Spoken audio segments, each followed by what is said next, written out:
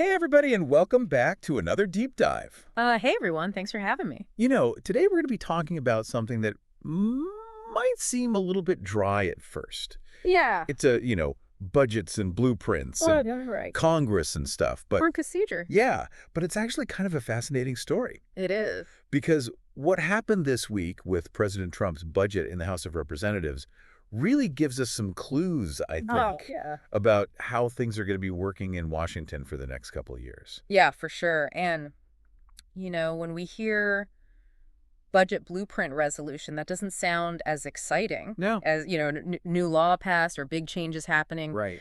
But this is really the foundation. This is like getting the blueprints for a house approved Yeah. before you even start construction. So this is a framework that outlines, where the money might go, Right. what policy goals are being prioritized. Absolutely. And we've been looking at all the news reports about how this blueprint actually got through the House. And I gotta tell you, there was a lot of political wrangling going on. Oh, for sure. So we want to break this down for you, explain who are the people involved, what were the big fights that happened, and then what does this all mean for President Trump's overall agenda? Yeah. So that's kind of our goal today. Yeah. And I think it's really going to help us understand how Washington works. Right. These votes, even though it seems like a procedural step, Right. this is a really big hurdle to clear. And they didn't clear it without some drama. Exactly. And that drama tells us a lot about the Republican Party today. So let's start with that drama, right? Yeah.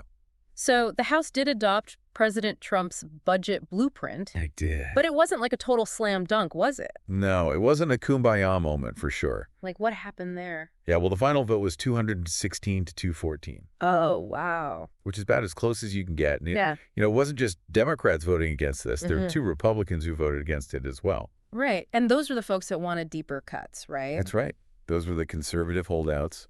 Yeah. And, they were really pushing for more spending cuts Yeah. than the plan had in it. Yeah. They wanted to see bigger reductions. Okay. So why did they end up voting for it then?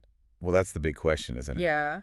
I think what happened is that the House leadership made some promises to them, Yeah. and the magic number is $1.5 trillion in savings. Right. They kept saying that Yeah. Mike Johnson, the Speaker of the House, said that the House and the Senate are directly aligned Okay. on hitting at least $1.5 trillion in savings. That's a lot. That's a big number. Yeah. And, Yeah. John Thune, who's the Senate Majority Leader, Yeah. basically echoed that, said 1.5 trillion minimum. Okay. So the conservatives in the House basically got a promise that the Senate would also try to cut spending by that much. That's right. That seems to be the deal. So it really shows you how things work. Yeah. Like the different parts of the party have to, right? Make deals with each other. They got to compromise. Yeah. Yeah, and they were going to vote on Wednesday, but then they had to delay it because the no. conservatives were... They were digging in. Yeah. They weren't happy. Yeah. So they had to work it out. So all this leads into what we've been hearing about this reconciliation process. Yes. The dreaded reconciliation process. Can you kind of explain, Oh, it's scary. in simple terms, what is reconciliation? Why does it matter in this situation? Okay. So reconciliation is this special set of rules in the Senate, Okay. and it has to do with the budget. Uh-huh. And the most important thing is it lets them pass certain kinds of laws, Okay. like things about spending or taxes, Right. with just 51 votes instead of 60. So that's a lot easier, Way easier. especially when the Senate's pretty evenly split. Oh, absolutely. Right. 60 votes, you usually need some votes from the other party. Right. But with 51, the majority party can just do it themselves. So if they can get this budget through, they can basically pass a lot of other legislation That's right, and this is the first step towards that. using this reconciliation thing. Yeah, yeah. Okay, and the Republicans control both the House and the Senate right now. So They do. they could actually do this. This is their big chance to get things done Yeah. without needing any help from the Democrats. But wait a minute. Uh, Didn't the House and the Senate have different budget plans at first? They did, yeah. They were working on their own things. So how did they end up agreeing? Well, they came up with a compromise, Okay. and the Senate actually approved it first, Really? yeah, before the House. Interesting. But this compromise Yeah. seemed to have really bothered those House conservatives we were talking about. Why is that? Well, the big difference is how much they're trying to cut. Okay. The Senate wants to cut about $4 billion, $4 billion. which sounds like a lot. It does. But remember, the House wants to cut at least $1.5 trillion. Oh, wow. Yeah, that's way different. Huge difference. Yeah. So you can see why the conservatives in the House are frustrated. Yeah. They feel like the Senate isn't serious about cutting spending. Right.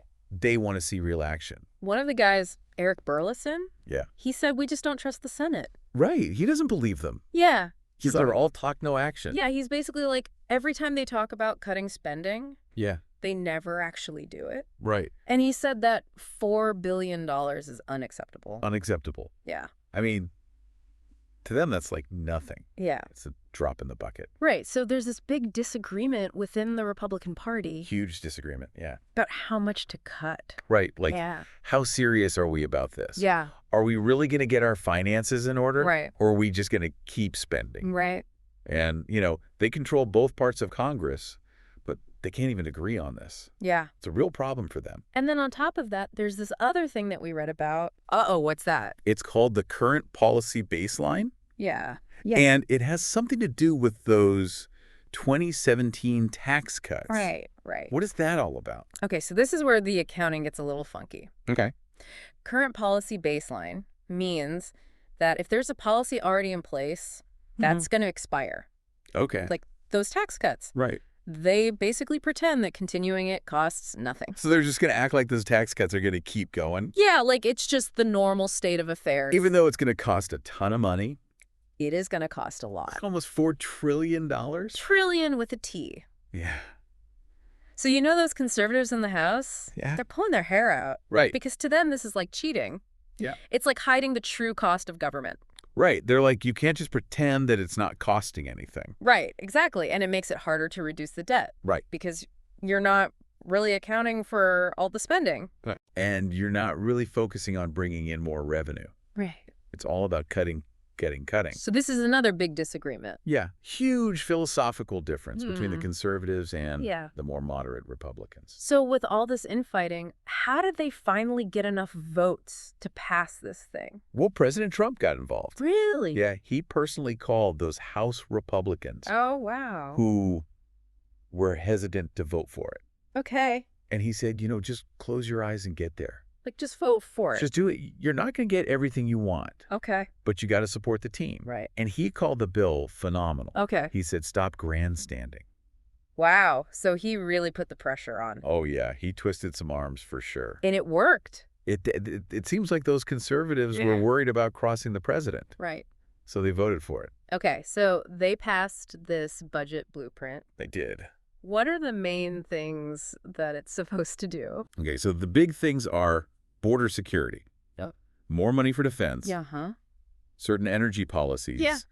and extending those tax cuts that we talked about. Okay, so all stuff that Trump wants. All part of his agenda. Yep. So even though it was a tough fight, It was. they got it through. They did. And now they can start working on passing laws That's true. that do all these things. And they might use reconciliation to do it. Right, which means they can do it without the Democrats. Exactly.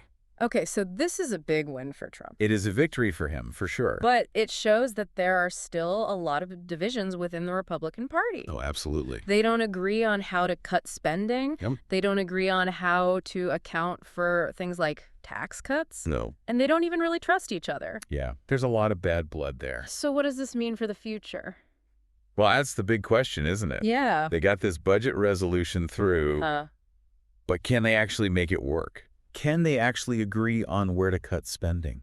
Yeah. Can they get those $1.5 trillion in savings Right. without tearing the party apart? Right. That's the challenge. And that's something to think about.